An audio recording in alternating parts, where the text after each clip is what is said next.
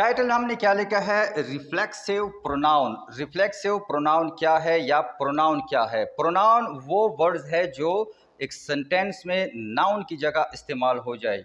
ये सारे subjective cases है। अब रिफ्लेक्सिव केसेस इनके क्या होंगे और रिफ्लेक्सिव केसेस है क्या? रिफ्लेक्सिव केसेस ये है कि हम कोई एक्शन करें वो रिफ्लेक्ट करे।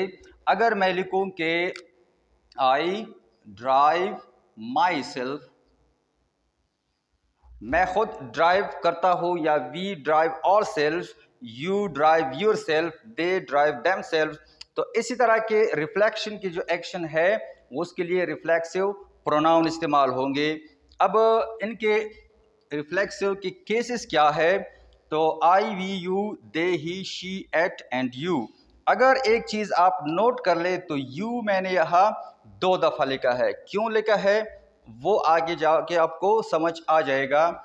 तो पहले इसका देख लेते हैं। आई का होगा माई सेल्फ, वी का होगा और सेल्व्स, यू का होगा योर सेल्व्स, दे का होगा देम सेल्व्स,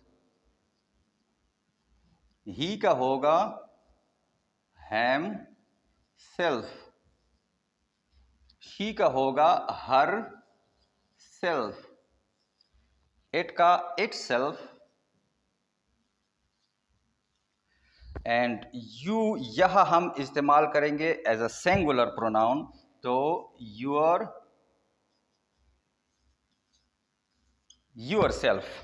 तो एक चीज यहां नोट कर ले कि वो जो है ये आसान है। यह जो यू हमने योर सेल्फ लगाया है तो ये प्लूरल फॉर्म है।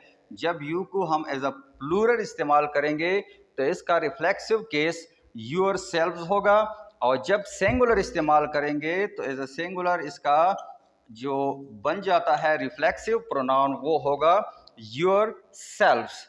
तो होप दैट कि ये आपको समझ आ गया होगा कि रिफ्लेक्सिव प्रोनाउन क्या है, इनके सब्जेक्टिव केसेस ये है और ये सारे इनके ऑब्जेक्टिव केसेस है।